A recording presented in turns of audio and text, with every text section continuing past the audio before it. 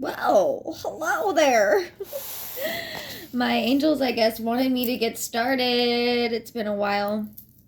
I was actually just kind of checking things out, where I was gonna start reading, because I've got this whole new space, and yes, so anyways, I wasn't prepared. I haven't gathered my things, so let me go. Oh, also, if you notice, if you don't, that's okay. My makeup. I was feeling a little warrior goddess today, and I wanted to feel into that vibe. So if you notice that I'm wearing costume, it's because I feel very tapped into my fucking inner child today, I guess. I don't know.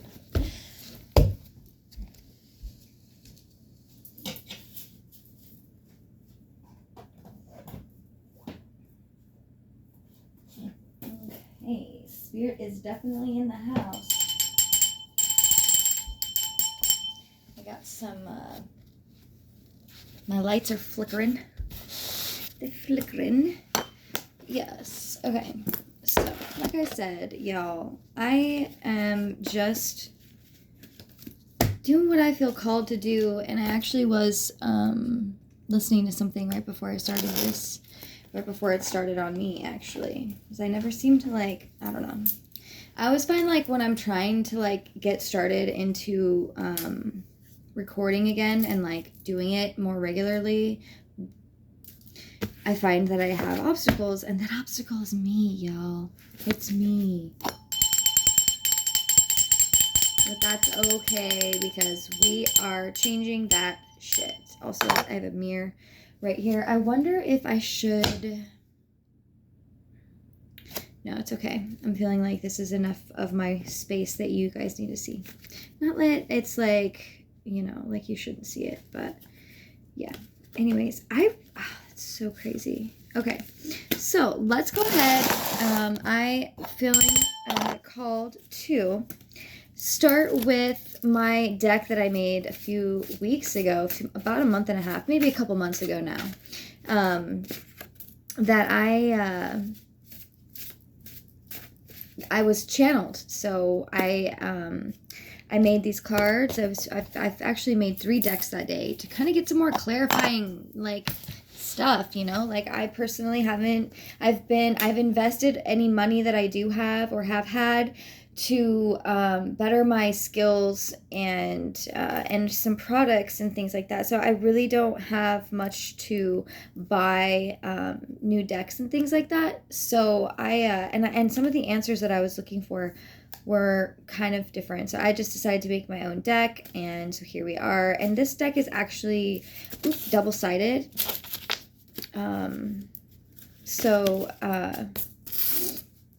Yeah, anyways, let's go ahead and let me go ahead and actually light some incense and open up a window a little bit. Yeah, let's just do that real quick. Okay, so.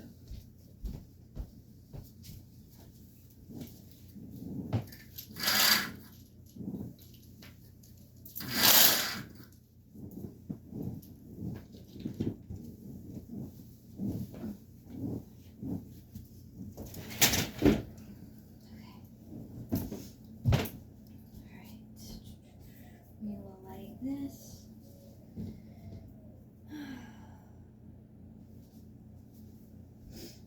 I have a lighter down here. Okay. Alright, so we're going to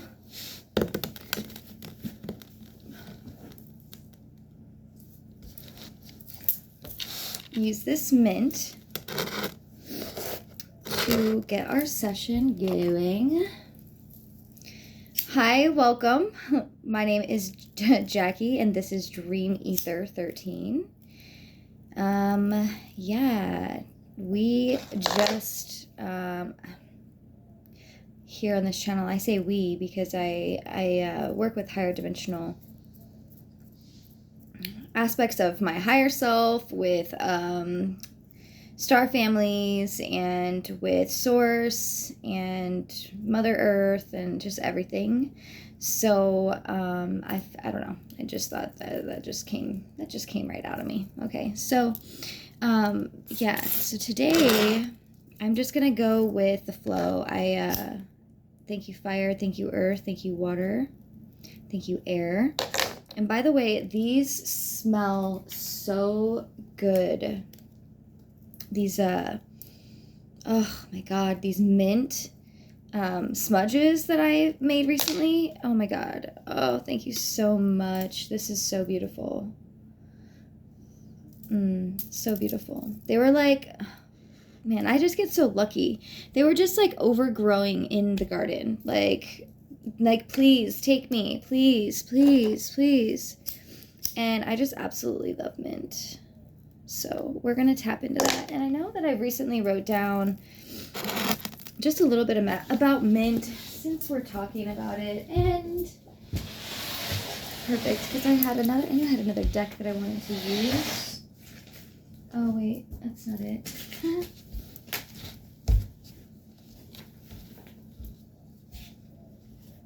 Okay. We're just gonna grab a couple things.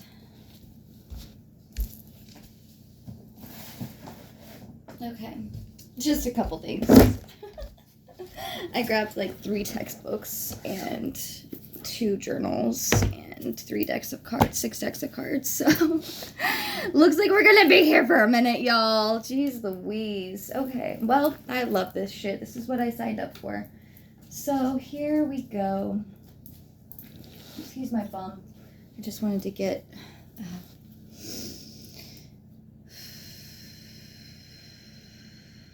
wow. And I get the birds here too. Can you hear the birds? Can you hear the birds, y'all? Okay. So, all right, guys. Let's get tapped in. What was I going to bring up? Okay, I was going to talk about the mint. Okay. Maybe. Okay, so.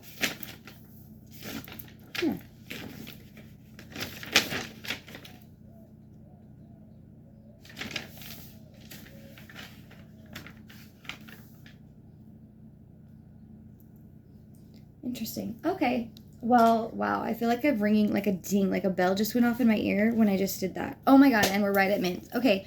So what I'm going to do right now is first I'm going to magically, okay, so dill. This is about dill. Because I don't know, I was looking for mint and then I came across all these things, and then as soon as I got through the whole thought, I was like ding, and so I was being called to, first of all, manzanita. Okay, first of all, I have manzanita right here.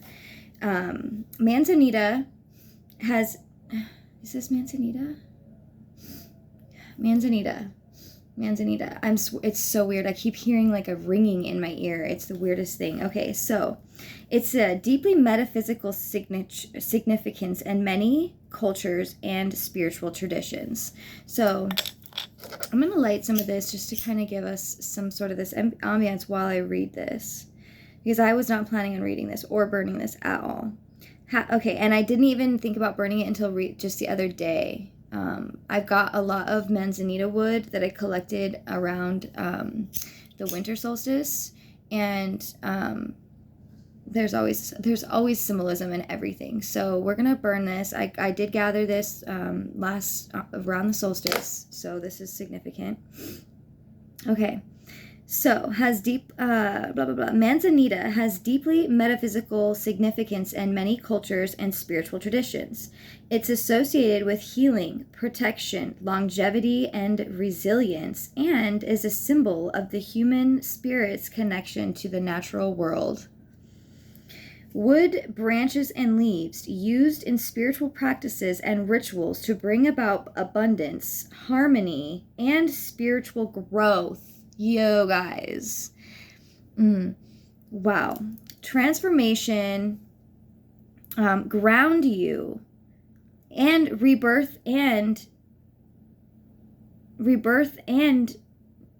it says new. In order for new manzanita plants to grow, they need fire They need fire to awaken dormant seeds in the soil. That is fucking crazy, you guys. That is so awesome, and that is so significant. Star seeds. I'm picking up that for sure. Oh my gosh. This smells so good. Okay, so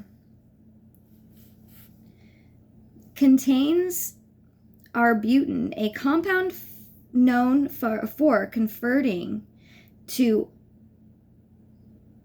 hydro something that can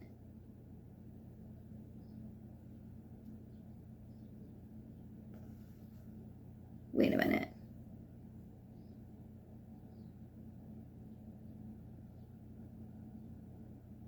Okay, so it can counteract urinary tract infections. My mind was going on to something crazy out of this world. So I'm sorry if I paused for a minute because it was definitely not saying that to me at all. It was saying something else. But I'll keep that to myself because I need to think about that for a second. Okay, anyways. So, whoa. It can help urinary tract infections, rebalancing pH levels, and fighting bacterial infections. And the leaves are also high in tannins that help tore skin tissues and help prevent reoccurring infections. Native Americans used the leaves for beverages such as tea extracts for headaches and lotion for relief from poison oak. So that's very interesting. The orange, so bless you. Oh, God bless you. Oh, goodness, God bless you. The urn-shaped blossoms, adding them to the landscape, draws nectar seekers like hummingbirds and honeybees. Oh, I knew this was all going to be significant. Okay. Draws nectar seekers like hummingbirds and honeybees. Quails enjoy them too, and it's crazy because I not only have been seeing quails surrounding the property for like the last few days, but hummingbirds per usual, and the bees always. And there's been also like so much more wildlife, but I'll just leave it at that because that's freaking awesome. And we don't even have manzanita here. This is just a coincidence, y'all. Like this is literally just a coincidence. It's not a coincidence. I don't believe in coincidences. This is a synchronicity. Excuse my language. Sorry, spirit. This is a synchronicity. Thank you, thank you, thank you. Synchronicity. Synchronicity. Boom, ba-da, ding, ding, dong, dong. All right. So, that is fucking awesome. Okay.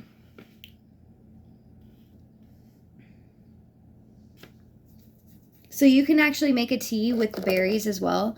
I didn't get to them before the berries were there.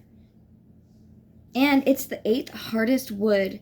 Now, I really believe that this is manzanita. There is a small possibility that it's juniper. Just saying. Just being honest. But I do have manzanita here in the house, y'all. Here in the house. Just to prove it to you, I will show you.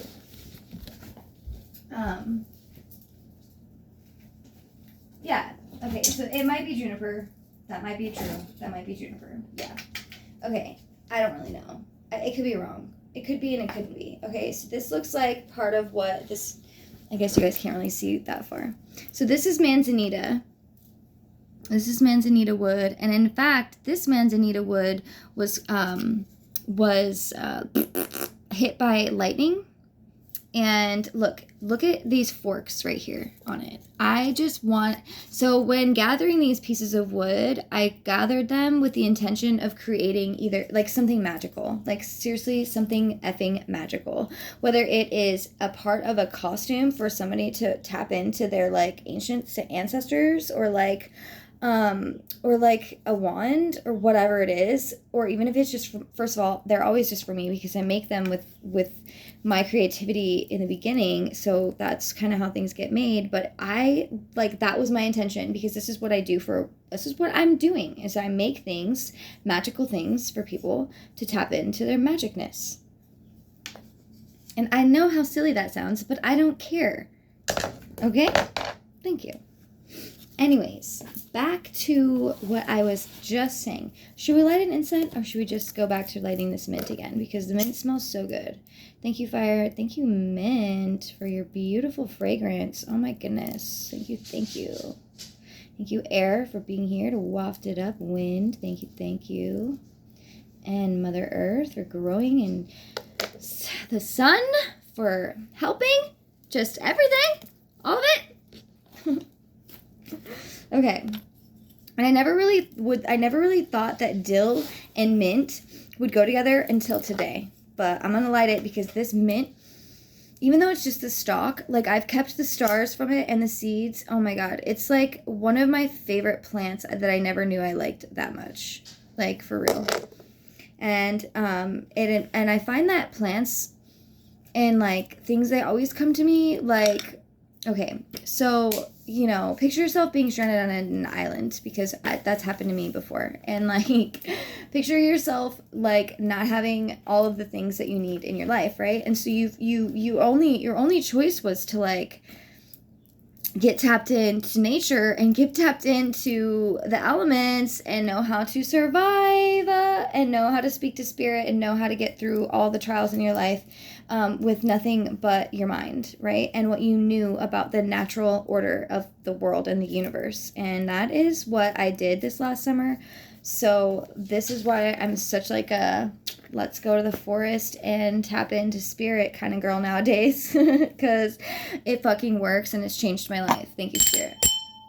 And I have allies with all kinds of things, and you know, I'm just a multi-dimensional magical creature, being, thing, light.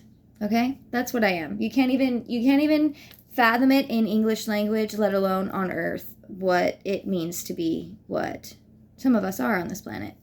And that's okay. You can figure that out for however it works for you, too. Okay? All right. So now we're talking about dill. It doesn't really, I'm not going to lie, it doesn't really give me this smell. I don't know why I always like to burn things. I don't know. It's a thing. Maybe because it has something to do with the fact that the branches that like, so the manzanita, in order to grow new seeds, they have to burn. And also this piece was caught on fire. This piece that I have, this manzanita piece, was either lit by like lightning, which is probably most likely, or it was caught on fire. Yeah, so there's that. Now back to dill, because when I had like another moment where I felt like I was stranded here on Earth, like what the heck, man, was a few months ago when I was asked if I could help a friend out. And at that time, I desperately had been getting signs from spirit, like, you need to be alone. You need to be alone. You need to get out of this house. You need to be alone. And so I was like, okay. So I went for a friend's house to do some getting away and getting out of my energy and things like that. And I ended up being here. Now I'm here. So, but I've got a lot of my things back. But while I was there, I was like, I don't have my sage. I don't have my Palo Santo. I don't got my wands. You know, I don't got my fucking crystals. I don't have my altar. I don't have my altar. Like, I was freaking out. And I had never had those things before.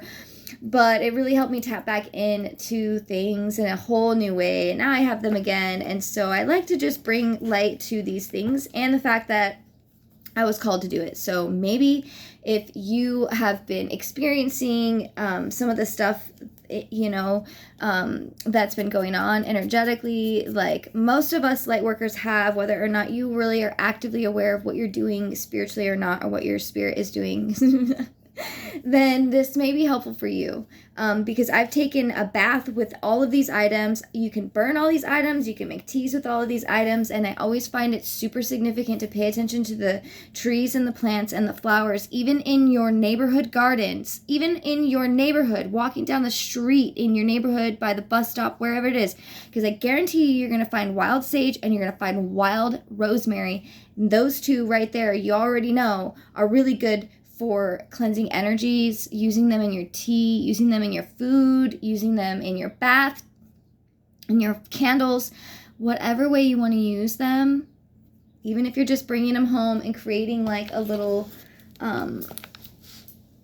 that's not really a besom brush, but, you know, like, let me see, like this, like, oops, like little earth wands. Like I come home and make little bouquets like this all the time of stuff. This is from like a hike that I went on in Sedona. You know what I mean? And so, and now it just sits near me, and I'm pretty sure that it's sage, it's cattail, and there's some creote in there, and I didn't even know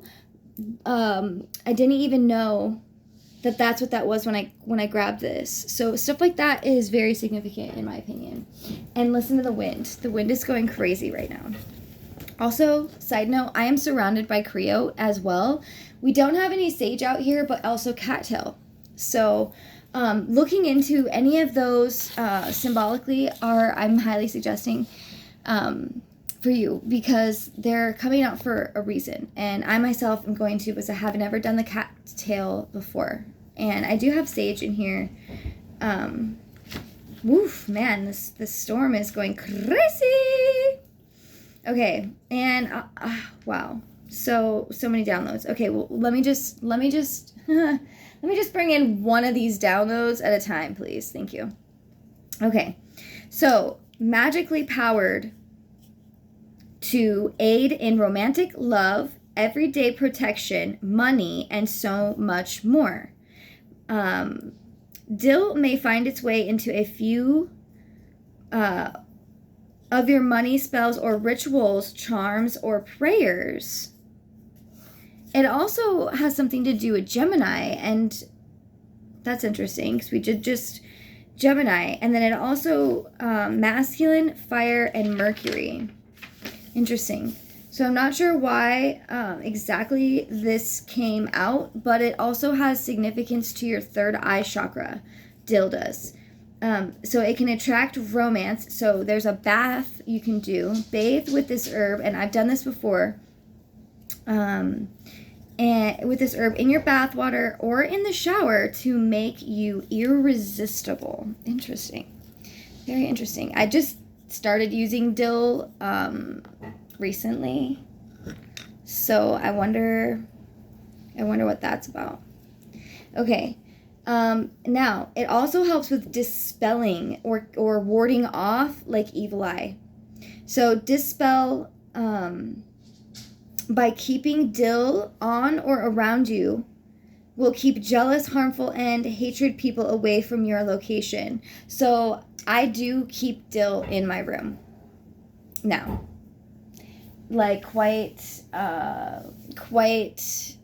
specifically, I have a few different flowers of dill, and clearly the straw is laying around as well. Okay.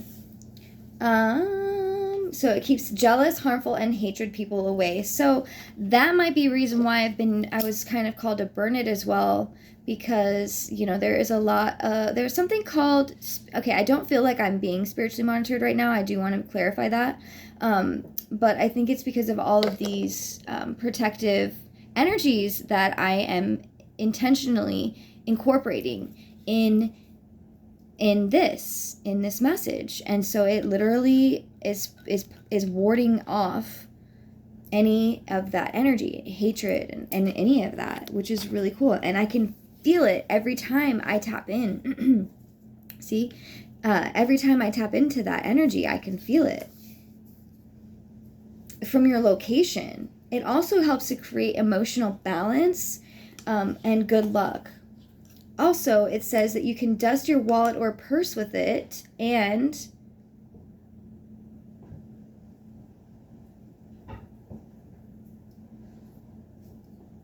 or your suit. So like where dusting your wallet or your purse, or it says or your suit or slot machine. I think you could definitely use it on your shirt, your suit too, if you wanted to do that. But it does say slot machine. Anyways, so yeah, so keeping a sprig of it is really cool. And you know what's interesting is I wonder why she did this. We may have to just replant some because I harvested the seeds from them, so there should be plenty. But I need to plant some more dill. So if you're feeling called to plant something, maybe it's dill, because dill seems to be like one of those like powerful herbs to use that, like I said, it came to me. And yeah, so it's good for good luck, it's good for dispelling, it's good for attracting romance and love. Add any part of the plant to sachets and spells that will deal with love, lust, and romance. Okay? And I'm gonna say this before anything gets confused on my channel. I do not agree with conjuring or love spelling or doing things with any of the collective without their consent, okay? What I mean by that is like making people fall in love with you or things like that, with conjuring people's names to you, conjuring that type of thing, I don't agree with.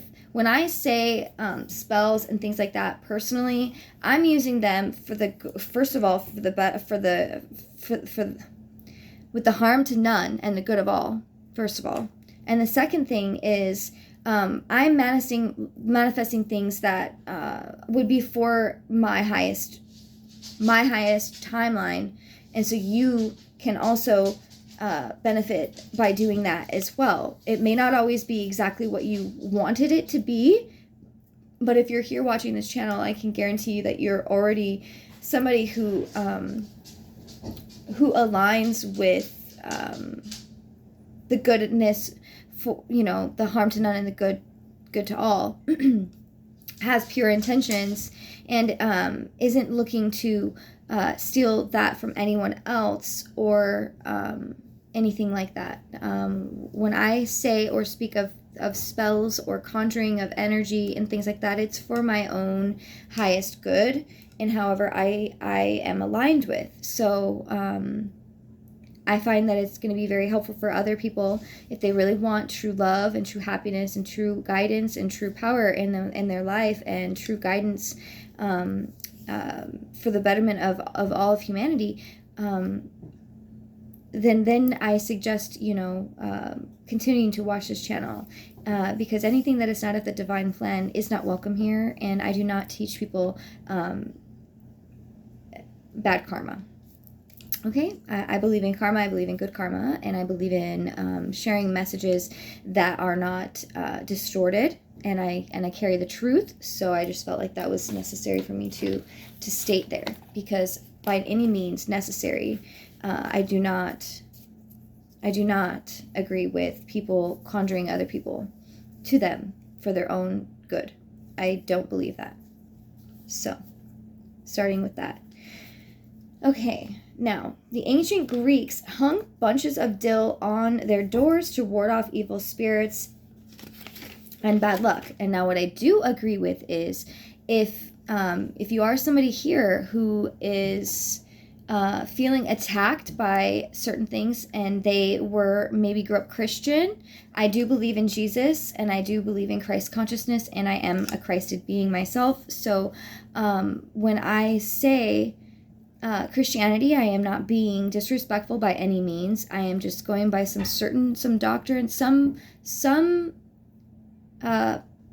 believers are under the spell or the guise or the impression that by using certain things that they are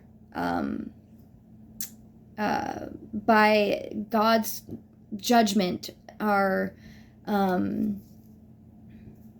it's not a good thing, like you might be scared to burn things in your home like this, like this mint, which I use to ward off negative energy and cleanse the air. And not only is it used in a spiritual practice, but it actually does help purify and cleanse the air of pathogens.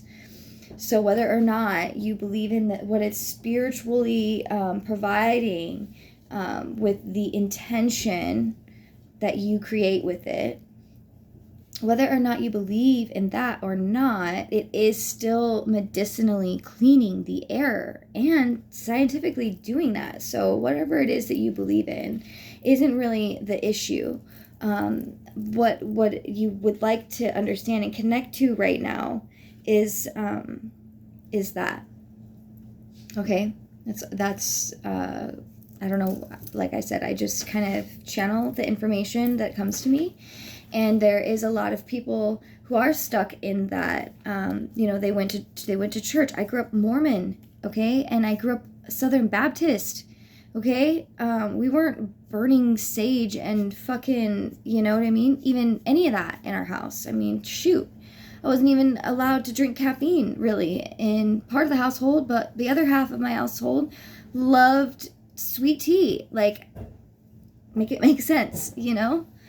So anyways, and it's funny because, okay, so the Greeks used it to dispel, so that's where I was going with it. So, say that you feel like you're going through a lot spiritually and you just feel like you're being monitored, or you feel like you may have something, around you that is not likely or not like something that you would like, but you're scared to use, protection because they've labeled it witchcraft. I'm going to tell you right now, God would never allow that to be the case. The man has invented religion, and even he still uses his own contradictions in religion when saying things against crystals and tarot cards and things like that. The people in power are using that very thing to keep us under control. So what makes sense to you is all I want to say. So in Germanic tribes, they believed that dill kept witches away. It brought clarity and focus. And it's funny, I dated a guy that hated dill pickles. He hated pickles. And I wonder why. He did say that he came from a long line of succubus. I mean, he didn't say that, but I knew what he meant. He had darkness in his family. For sure. Anyways, maybe I should make a wand with this. That's kind of what I'm feeling called to do. Or maybe a pipe. Just kidding. I wonder how smoking that would be too, because I recently smoked the mint, and I was really amazed by the way it made me feel. Okay, so allowing you to make positive decisions even when surrounded by chaos. It allows you to unlock your intuition, and also contains intuitive properties that can help unlock hidden knowledge and understanding within ourselves. That's deep. It's closely associated with divination and psychic work. It's so crazy when I channel this stuff and I don't even realize what I'm writing down. Closely associated with divination and psychic work, it gives us access to parts of ourselves we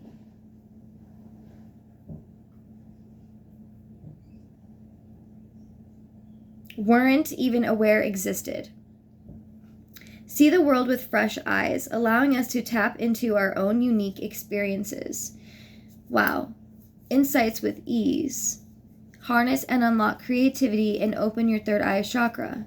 Has also been used since ancient times as an aid in breaking old patterns and habits that no longer serve us. And then I wrote that down, habits that no longer serve us, twice. That's interesting. And it was 3333 on the clock as well. So that might be significant for you. Okay, so now we're on to the mint leaf. Man, that took me a minute to get there, but that desperately needed to get out. Thank you, Spirit. Okay, so now mint. Mint. It smells so fucking good. Sorry, excuse my language. So, mint. The wind is getting wild out there. The wind. Okay. A sprig of mint symbolizes hospitality, healing, and purification. And folklore says it can represent a transformation from a plant to a beacon of beauty. Interesting. Mental clarity, guiding or protective forces. Ancient Egyptians saw mint as a form of wealth and buried it in their tombs to ensure the deceased would have prosperous afterlife. Interesting. I have a bunch of bundles of mint hanging all around my room right now. Okay. Community and comfort of lively conversations and cigarettes of genuine smoke and past meal bliss. It's sacred to the god Hades and lore. A young woman named Minth was transformed into a mint to keep her from Hades' embrace. The Greeks rubbed mint leaves on their tables to welcome guests and throw around temples and homes to clean the air. You guys. Attract money, luck, or love, and is revered for its ability to cleanse a space and counteract any negative energy or attacks. For an uncrossing blend, mix mint with rosemary.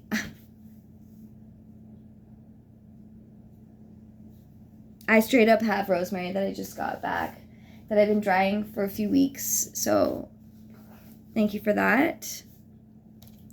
And if you're unaware of today's energies, today is the 21st. It is the summer solstice, and also we have a full moon. So a lot of potent energy today. And it says add to kosher or Epsom salt and take a bath with it as well for spiritual cleansing, and take a few tablespoons to sweep the outside of your front door and push the negativity out and away from protection, spiritual enhancement, and prosperity. Okay? And we were talking about the birds and the bees, or the birds and the bees and stuff like that. And I wanted to talk about this honeycomb.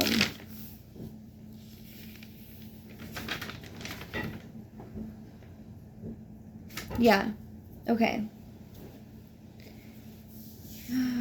So, this honeycomb, I'm going to show you.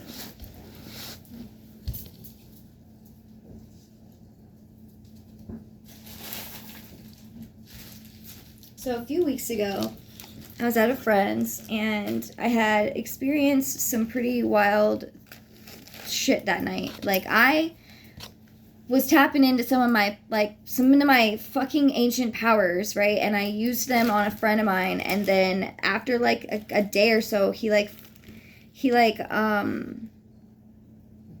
was just not good. Anyways, so I have this bag I found. Okay, so first of all, I walked outside and was about to take off on foot. And I went and I sat at my friend's lake, at the lake. You know, I had been telling my other friend that I just needed to get out and be near some natural water, like some real just some natural water. And so we tried to go out to this river, this salt river out here by me. And it didn't work out exactly as we wanted it to. And he just kept pushing my boundaries and everything else. And so I ended up just like at my friend's house at a completely different water place. But it was a big lake. It was a man-made lake, but it was still nice, and it was secluded, and there was a bunch of oak trees surrounding me. And I walked up away from the meditation, and I walked right into a giant pile of honeycomb. And I made sure there was no bees around. Like, you know, I looked around for everything. Couldn't hear any bees. Like, they looked, these pieces of this honeycomb looked like it was, it had been abandoned. Like, they were done. Like, it was safe. So I went back and I collected it all. And there's, like, all these pellets and things like that. And in the honeycomb, you can see...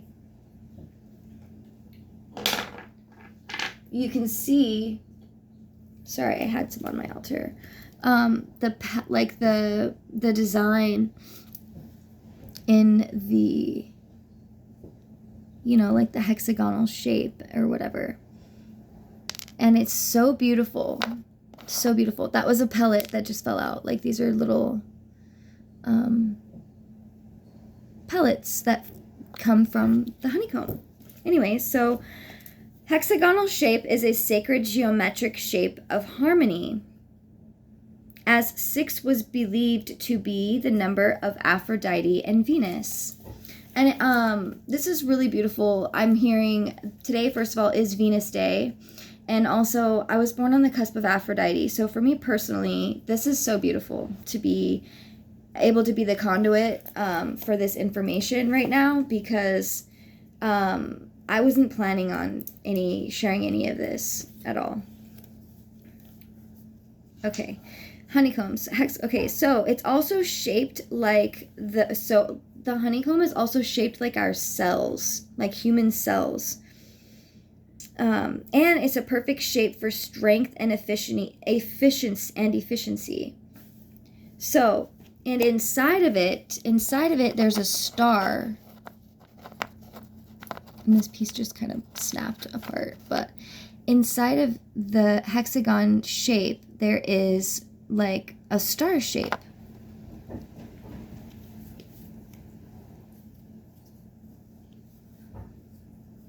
And that hexagon represents the honeybee's sacred form and their relationship to the human world and spiritual body. That is so beautiful. So I know that Metatron has been working a lot with us on the planet in regards to our Merkabahs and Archangel Michael as well. A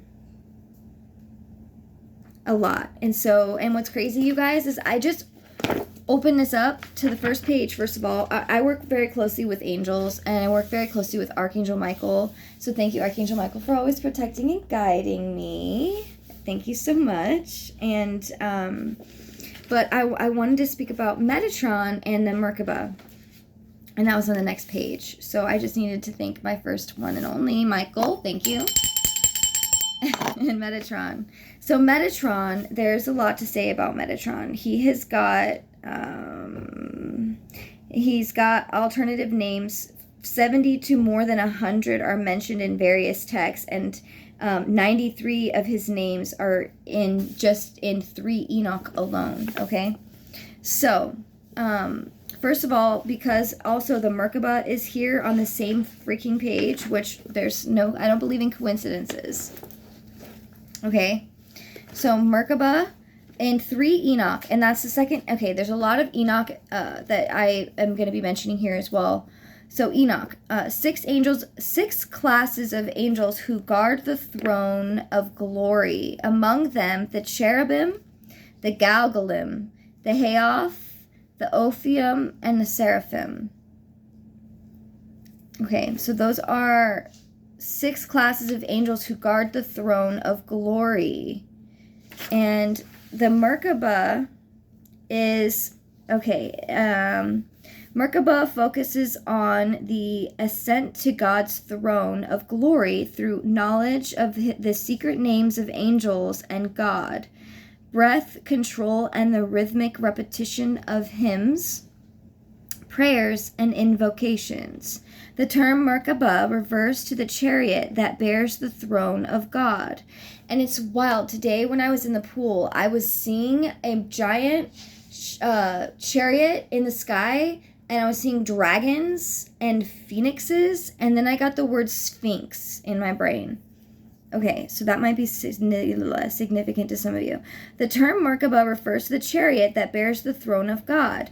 Merkabah originates in Palestine and was active prior to the time of the destruction of the Temple of Jerusalem in 70 CE. Influenced by Gnosticism, it spread into the Jewish communities in Babylonia and flourished through the 8th century or the 9th century. It was significant influence upon the development of the Kabbalah in medieval Spain. Merkabah terminology is found in the Dead Sea Scrolls. Okay, so I'm only going to give you just a little bit about the Merkabah. because there's a lot of information about the Merkaba. And if you are being called to the Merkaba, I highly suggest that you do your research on the Merkaba and activate your light body Merkaba and things like that. This gets into, and I would suggest personally looking into anything and everything that talks about the Merkaba, not just in Jewish folklore or Jewish, what do they call it? Jewish mysticism and things like that. Like, look into it all and find your balance of what it means to you. Help it awaken and activate your own codes.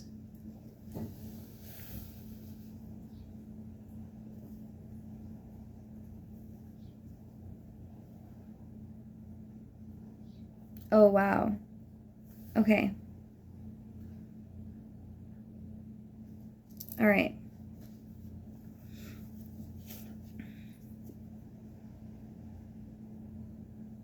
Okay, so I'm going to read this.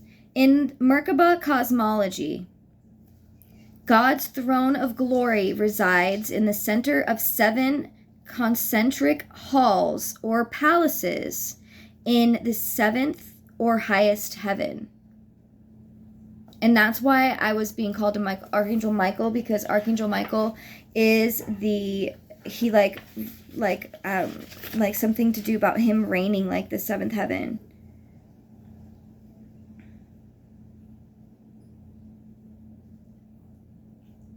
He holds numerous offices in heaven. But I know that there was something to do with that 7th heaven thing, but maybe that's Metatron. So let me just back up. Okay, so this is a lot of information, and I'm getting super fucking hot, and I always get super hot, like, when something is super, like, on fire. Okay, so let's go back. Okay, so some references imply the existence of higher heavens. Descriptions of the throne are more impressionistic than specific, and are intended to convey the majesty of the throne. A curtain, the pagode separates, and I don't know why I'm getting that place, Prague. I'm getting Prague. I don't know why, but that word was just wanting to come out in my mind when I said Pargod. So Prague. I don't know why I'm getting Prague, but maybe that's significant for you. Separates the throne from the rest of heaven. Its purpose is to shield the angels around God from the intensity of his glory. It also symbolizes mysteries known only to God. His palaces contain many treasures, among them the phenomenon of the natural world, the archives of the heavenly court of law. See Enoch. Okay, so another book that they're referring to from Enoch. And, okay, so the archives of the heavenly court of law and spiritual gifts such as wisdom. A river of fire flows out from beneath the throne. It is a symbol of the wrath of God in matters of divine judgment. Angels bathe in the river when they perform the Caduceus.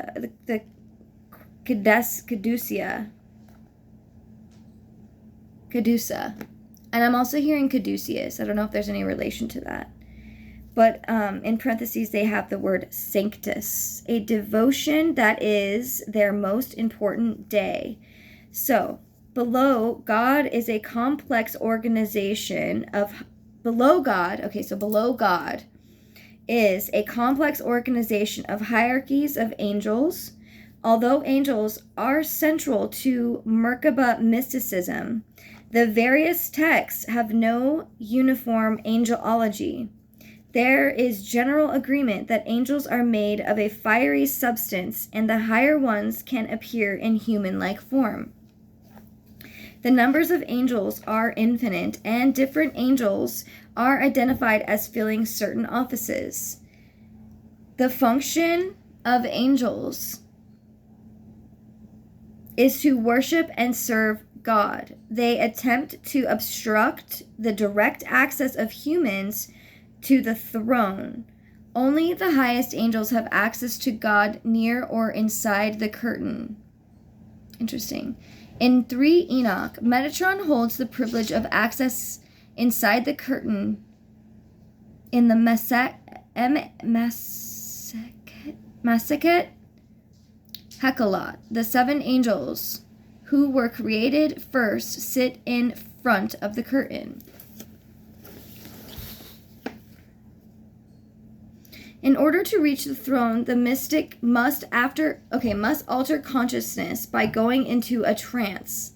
This is accomplished by preparatory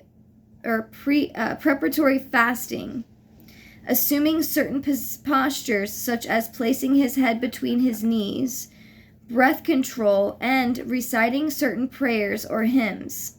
He passes through the gates of each heaven, which are guided or guarded by powerful hostile angels. To get past the angels, the mystic must know the first seals and secret magic names, hymns, and prayers to recite. Whoa. Some are the songs of the Hayoth, and also all conclude with the Keseda. Okay, so I don't know if I should continue on, because this is very highly spiritual information, and I just basically wanted to give you a little bit about what's going on the planet right now. And hopefully, Spirit, I did not step over my boundaries by sharing too much right now. So I'm going to close this subject, and we're just going to talk about Metatron. And what I know about Metatron is that he's associated with the number 77. So if you've been seeing a lot of the number 77, go ahead and look into Metatron and the number 77. So in what I'm going to share right now about Metatron is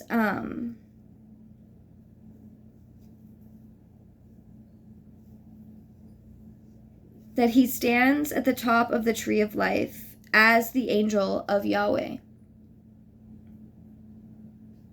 He is also identified with the tree of knowledge of good and bad, which means he embodies both human and angelic perfection. This enables him to be an excellent interface between the two realms, but his success depends on the righteousness of humans. So this is very big, I feel like. That was the message I was meant to share, because we need to be righteous little humans down here. And if you resonate with being an earth angel, you still have human qualities. You embody both human and angelic if you're somebody who resonates with that. So the good deeds of people generate a spiritual energy that literally vitalizes Metatron, and without it, he grows weak and less effective. So all of this solar flare energy and things like that, that is a lot of what Metatron is working with us with right now.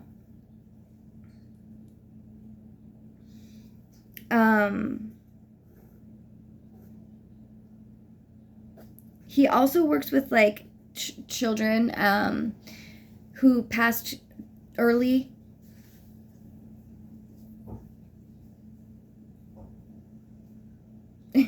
Metatron is also the representative of God who led the tribes of Israel throughout the wilderness, and he is one of the angels identified as the dark angel who wrestles with Jacob. He is sometimes identified as the angel who stays the hand of Abraham as he is about to sacrifice his son. So that's very, very powerful. So thank you, Metatron, for all of the work that you do and all the work that you've been helping the planet with.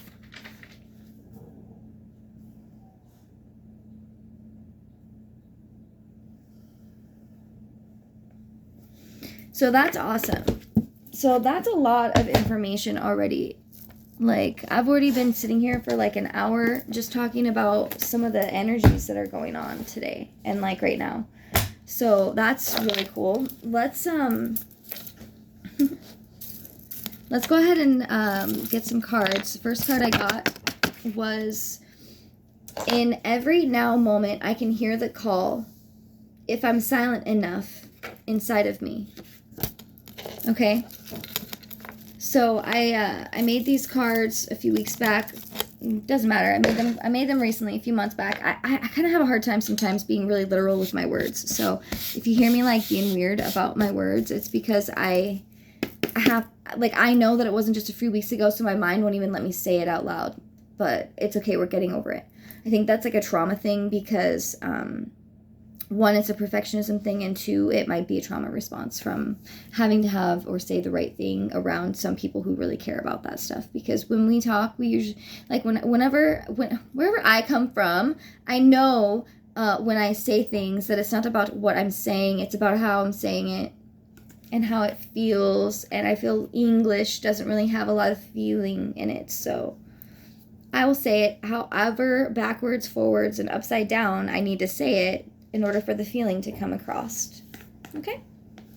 So, let's go ahead and see what message we have. Okay. So we have, okay, Spirit, this is a message for the collective. If you are resonating with me, then you must be part of this collective. So I am going to trust and know that I have called in exactly the kind of person that needs to hear this message, which is, first of all, you have dragon ancestors. Okay, you may not know that, or maybe you have ancestors that worked with dragons, or yeah, you have dragon ancestors and starseed.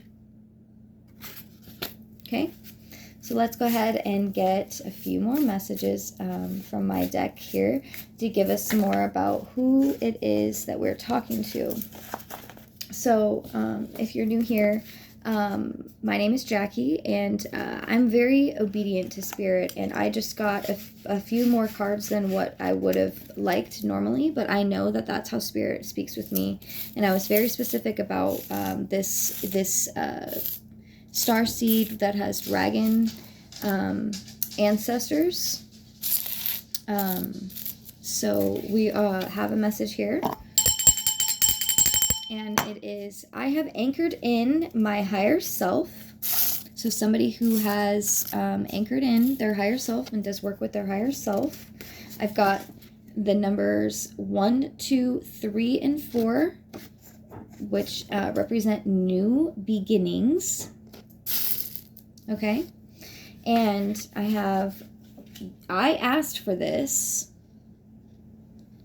So somebody who has the awareness that they came into this incarnation and that they asked for this, or maybe they asked for this message, for this clarity, because also what most of what divination is, and when you tap into these types of things, is you're really looking for a confirmation, because you really want to be tapped into your own intuition in a way where you're watching this to give to get clarity.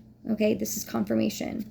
And I have a message, an ancestor message, but it came out in reverse, so maybe like you're ending. I'm getting, like, for some reason, the Star Wars thing, you know, when it's like going like this, like it's coming into you, and it says ancestor message, approaching a tough cycle.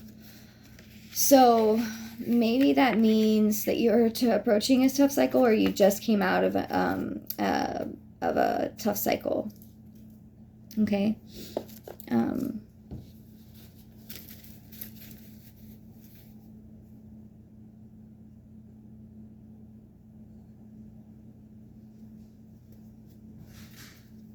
Okay. So let's go ahead and let's pull some nature spirit messages, and then we will pull, actually, before I do that, I want to pull to see if I can get an idea of maybe what sign the star seeds are that I am talking about, or this one. Okay, so interesting, because we are, okay, so this was someone who's on the Aquarius Capricorn cusp from January 17th to February 22nd.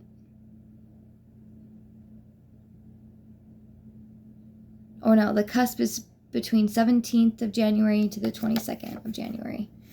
So a Capricorn, you might be a Capricorn, or you might have Capricorn somewhere strong in your chart. Also, this is the cusp of Capricorn Aquarius, which is known as the Apripios. It is the sea goat carrying water. Why am I carrying water? Because I can. That's what I wrote on the card. That's what it represents there. So we have, maybe that's also the Capricorn energy. I also have Sagittarius energy here and Leo. So these might be relevant in your chart. Some people said that we were actually having a Sagittarius full moon, not an Aquarius, not a Capricorn. But I see that Aquarius is here. Maybe that has something to do with the age of Aquarius, and then the lion. I'm getting Lyrian energies here as well. I do channel for a lot of out of this world kind of information. So if you're new here, and yeah, I was getting Capricorn again very strongly. If you're new here, that is how I channel. And if you are interested in that, welcome, stay, and get to know me a little bit better. And if not, that's fine. That's fine. You don't have to stay around and listen to this reading, because it is meant for those souls that are here on a mission. All right, Spirit. So we have this Capricorn, this Aquarius, Capricorn, Sagittarius, or Leo, or Capricorn placements in the chart. And we have a starseed ancient who has ancient dragon ancestors. And if any of them would like to bring in a message. Okay, that was way too many. If any of them would like to bring in a message of love and light, any ancestors of the light that would like to bring any messages in to bring clarity into the realm for this ancient ancestor that has dragon ancestors, that is a star seed. Do we have any messages? Okay, so we've got the moon. Okay. Okay. That's interesting. So, I left the reading off before, but we're going to go back to that. From my last reading, I had the sun and the moon, but we're going to start this one off with the moon, and I'm going to tie it into that last reading, because I do think that this has something to do with that, for sure. But we just got the sun, the moon, and the world, like, all together. Okay, and if you're coming from my last reading, we had the star. All right, so thank you, Spirit. Thank you. Okay, so this did come upside down, but I don't really read reversals in that way. You know, but that did come out. All right, so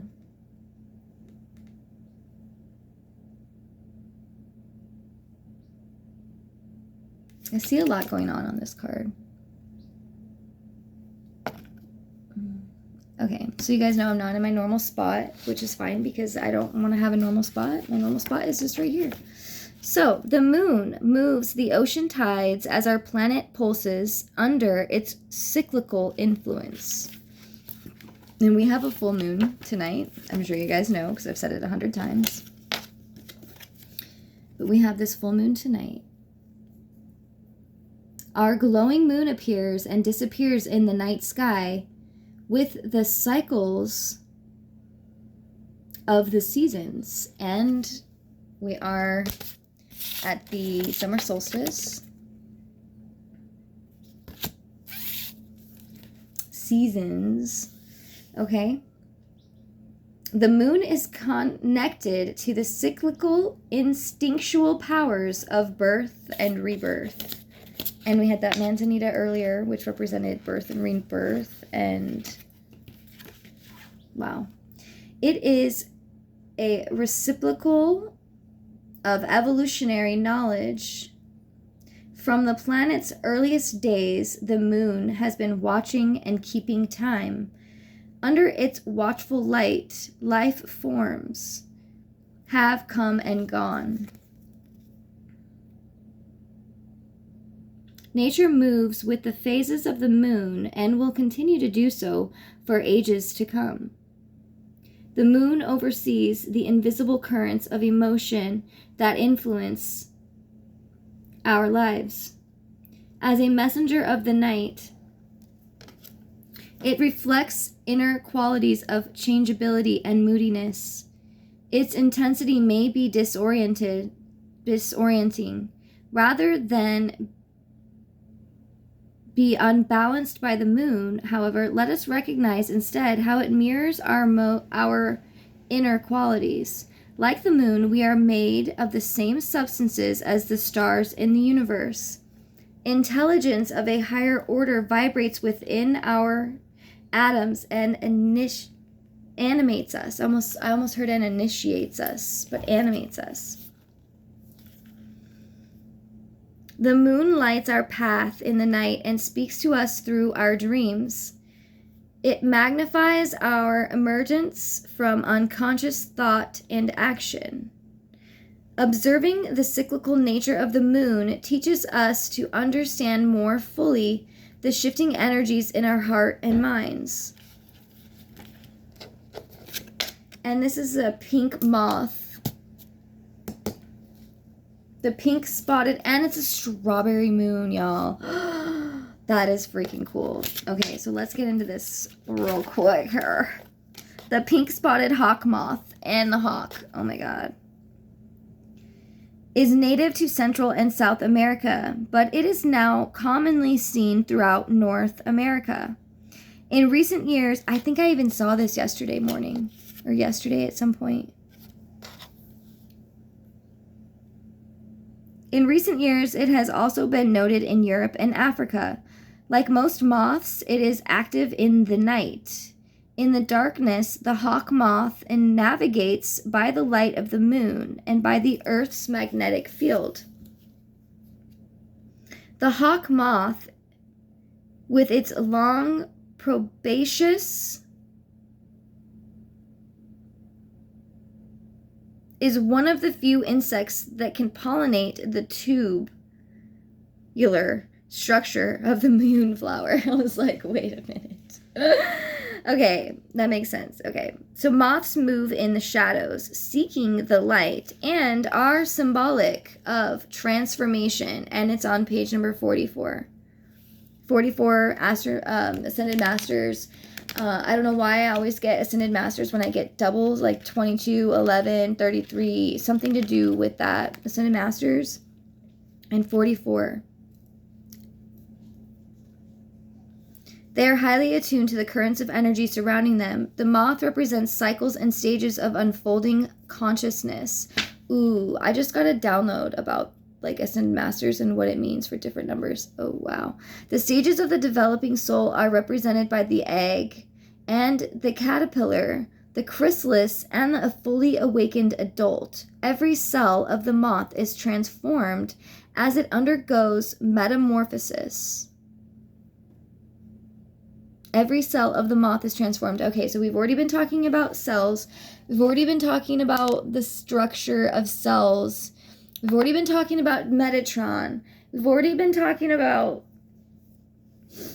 like, this is a magical ass reading and this is a magical ass day. And I'm hoping that your magical ass gets this reading today.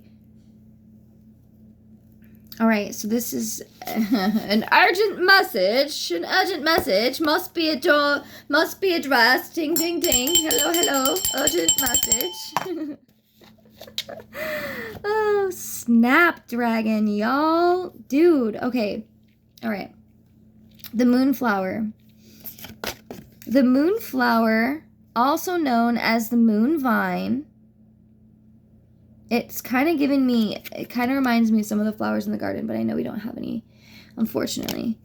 Anyways, we can pretend. The moon, okay, is a member of the morning glory family, and if you watched my last reading, this is definitely an extension of that reading, part 2 that I did not finish. Here it is, and here's the dish. All right. Okay. So it's a member of the morning glory family and only blooms at night.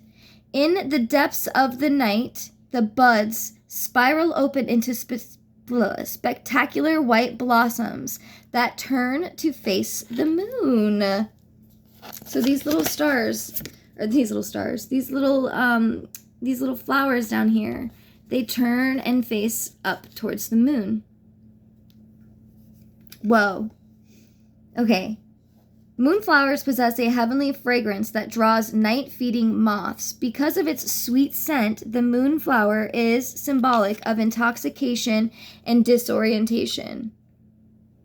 It is said to induce prophetic dreams when its fragrance is inhaled before going to sleep. The moonflower is also considered symbolic of spiraling and luminous creativity. Of spiraling and luminous creativity.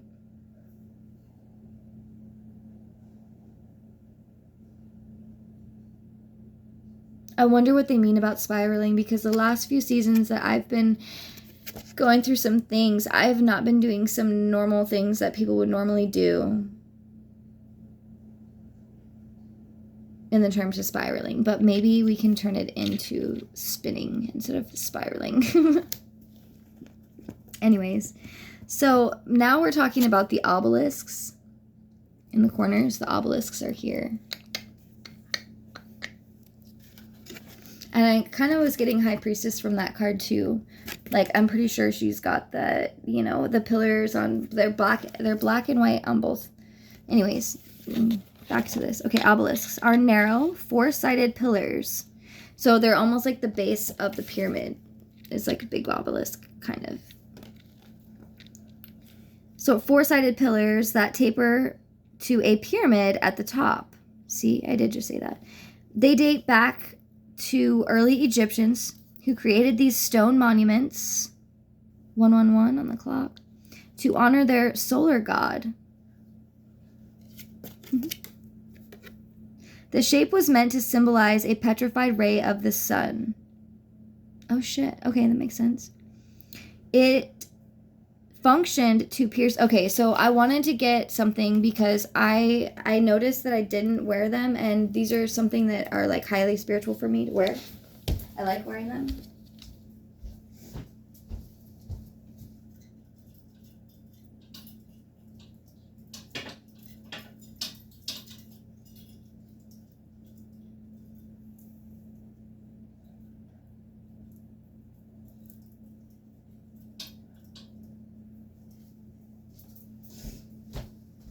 And after so much sun and moon and everything, I can't even believe that I can't believe I noticed that I didn't have them all on. But that's also because I wasn't prepped for this. Spirit was like, you're going to sit down and you're not going to pretend like you're going to do a reading. You're going to get on and you're going to share your mind with the world. And so here the fuck I am.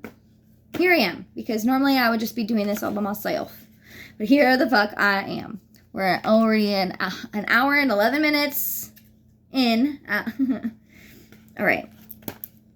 So this, by the way, are my divine masculine and divine feminine earrings that I made. These are out of gold, and this is out of silver. And these rays, it was just reminding me of it, and I forgot that I feel like a magical bitch when I wear these, so I'm gonna wear them. And what better day to wear them than the full moon and the summer solstice? Okay. Woo! If my ears can calm it down a little bit.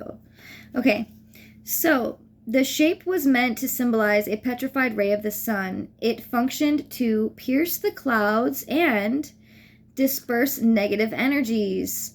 So when it said pierce the clouds and disperse negative energies, I pictured it like literally clearing out clouds in the sky. And today I had the craziest meditation in the pool where I felt like I was conjuring rain, and it really rained. So, and I was visualizing the clouds and stuff like that. It was really trippy. It was really fucking magical, actually. It was really awesome. Obelisks were sometimes created singularly. More commonly, obelisks were erected in pairs at temple entrances. The magical gateway was believed to protect sacred sites. The practice of erecting obelisks was taken up by the Roman Empire, and today Rome is considered the obelisk capital of the world. The moon reflects sunlight as it makes its transition from new moon to full moon each month. The sun's rays light the moon as it passes in and out of the Earth's shadow while orbiting the Earth. This movement creates the dark and light phases of the moon. The obelisk represents the stability and creative forces of the sun that are amplified when commingled with the energy of the moon. This is so awesome. I had to get low because I can't sit like that forever.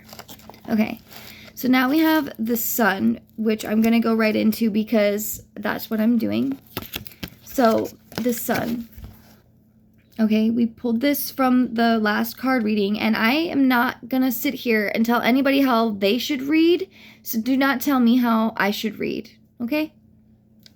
The rising sun brings renewal with each new dawn. Every day is a new beginning. The sun is the fire of our earth, the star that brings growth, energy, and regeneration to all life forms on the planet. The sun's rays send out restorative and healing energies, and they are also a source of creativity and spiritual receptivity. In essence, the sun provides the vital energy that fuels our world. For these reasons, many cultures have worshipped the sun since the earliest days of civilization. I love that. I love that for us. I love that for this collective. The sun illuminates the power of self-realization and awakens deep levels of understanding. The sun is the unifying force between our physical, mental, and spiritual experience.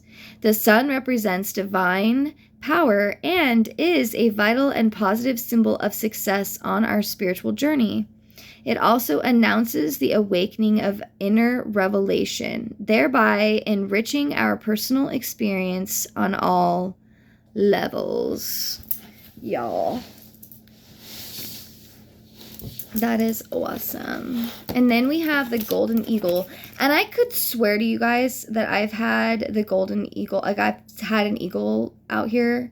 He's also got an obelisk, kind of, on his... He's carrying an obelisk, or like a crystal. And I just heard a bird squeak. So the golden eagle is found throughout the northern hemisphere and has the greatest range of all eagles. The hunting prowess of this bird led to its connection with mysticism by ancient tribal peoples. For centuries, it was the most highly prized bird used for falconry. The golden eagle, and I'm also getting 007. The golden eagle, 007. Okay.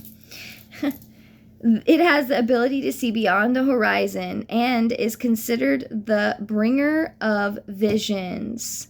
This magnificent bird exhibits strength, courage, wisdom, and the achievement of new heights of understanding. With keen visual perception and unsurpassed skills at soaring, the eagle is our connection to the higher realms, creativity, and the sun. The golden eagle soars in perfect balance and represents a life that is lived in a state of grace. This is so crazy. Okay, so when I was sitting here and I saw this and I thought, oh, that's an obelisk. Oh, cool. Oh, that's actually a crystal. And I was thinking, oh, it looks like citrine. Double terminated citrine. And I actually have mine sitting in the sun right now. Anyways, the sun and the sunflowers. And oh my God, we have sunflowers in the garden right now. That I've been connecting with when I go out to meditate, and I need to water the garden. So I'm going to finish this off here as well, as it is about that time to connect with the earth and water the garden a little bit. I've been watering the trees and things like that, but it also rained today for a little bit, so I was able to spend this time connecting with y'all. Anyway, so we're on to the sunflower. The sunflower is an annual plant that originated in the Americas. And there's 4 of them, which is kind of significant, I find, as well. The number 4. Always. As we had 44, 44, confirmation. Okay. So, it is believed that Native American tribes from the western regions of the continent domesticated the plant at least 3,000 years ago, beginning with its cultivation by these tribes. So 3,000 years ago, Native American tribes they domesticated this plant and they were using it. And I know that it's very good for the soil.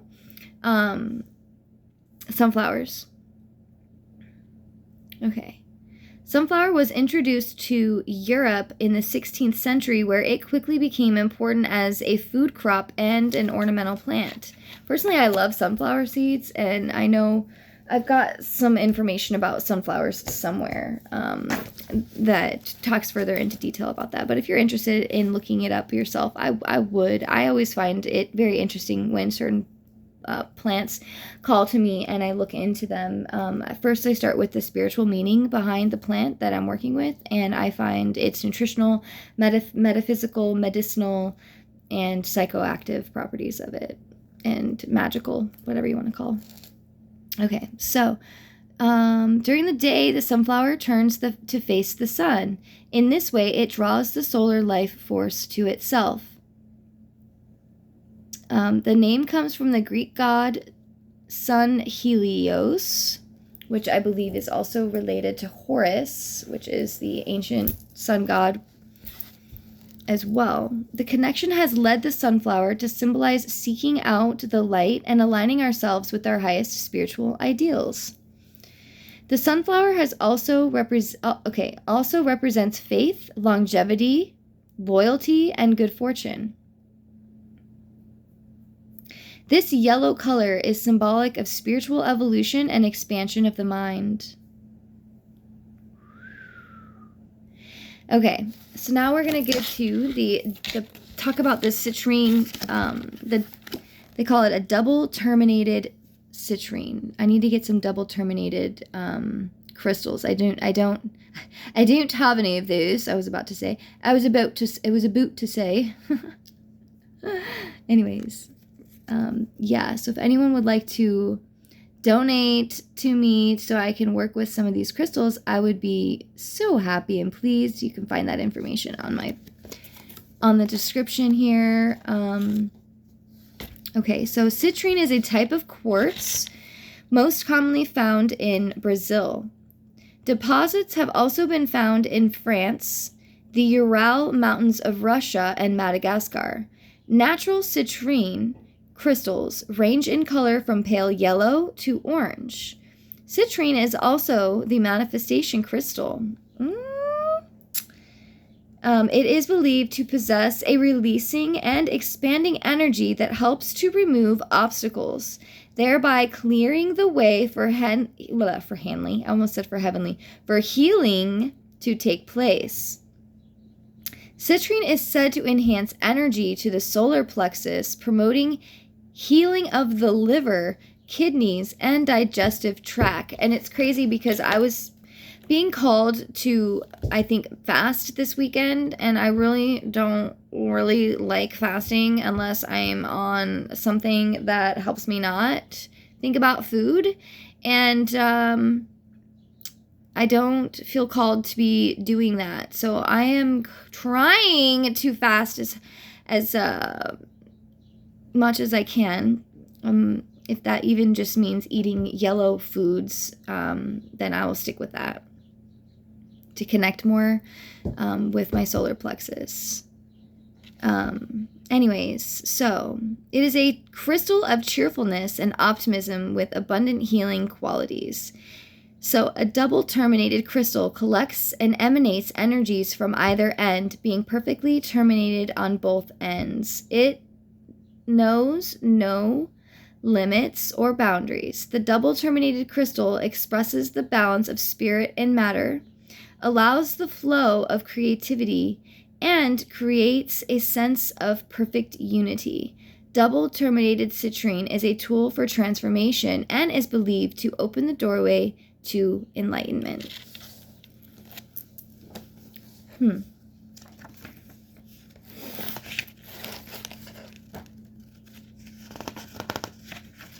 Okay, so we are, I'm going to pull, I'm not going to pull, but I'm going to go over this card,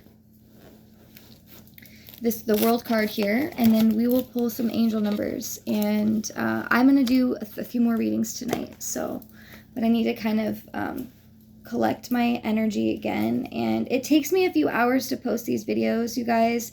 I don't have a super fancy phone. I don't have a fancy internet. In fact, I'm out in the middle of the desert and I get shoddy Wi-Fi, and I've been barely able to pay my phone bill every month. So, but I've been working and doing a lot of spiritual, I've been embodying a lot of new spiritual modalities, and that is why I haven't been on here very much. Plus I've been purging out all of the things that needed to be purged out, and grieved those things and everything. So I'm feeling a lot more in alignment with my mission here. And so let's continue. The world acknowledges our progress along the complex, many-layered journey of the soul.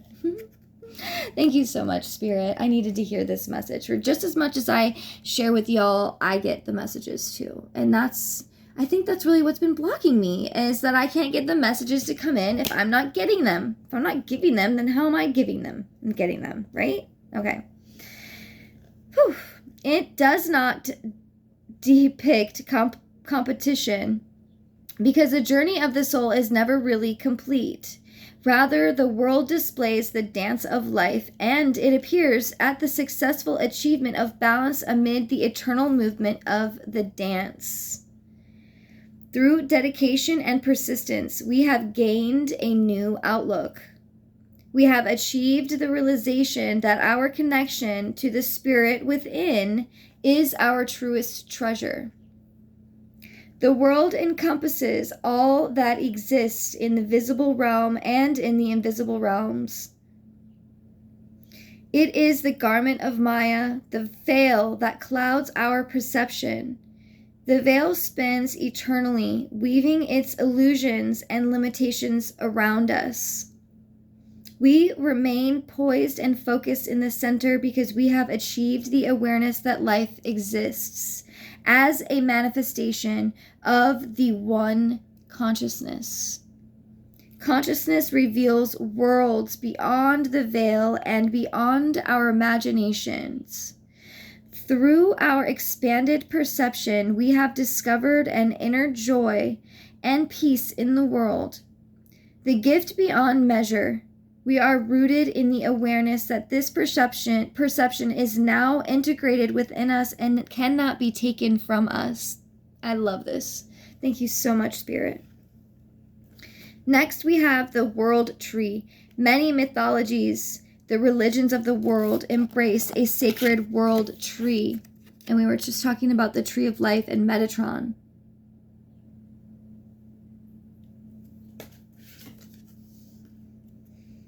The different cultures, I'm sorry, I felt a little nip slip. Just being honest, I'm not trying to be weird. Many mythologies and religions of the world embrace a sacred world tree, and different cultures represent it as their own indigenous species. Similarly, they all agree that the world tree is massive and holds up the heavens, connecting us to heaven. Its roots reach deep within the earth, as far below as the underworld. This tree tells us the story of unity, connecting what is above with what is below. In the myth, the world tree is a symbol or symbolic of life, the world, and the universe. It holds a key for all of humanity. It deepens our connection to our spiritual roots. The world also brings to mind the tree of life, another symbol commonly found in world religions. Simply explained, the life of the tree constitutes the life of its branches, leaves, and fruit. Without the living force of the tree, there would be no leaves and no fruit.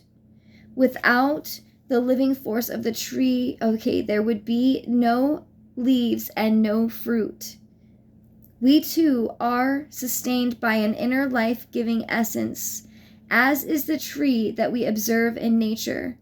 The tree of life expresses how our individual lives are supported by the one true self abiding within. Okay, so I know that I am getting super low. I got about 5% battery here, and we're gonna go into just this last part really quickly, as it has significance here as well. The 4 corners of the card. Okay, and I'm assuming that you can see this. The images in the 4 corners represent the 4 fixed signs of the zodiac.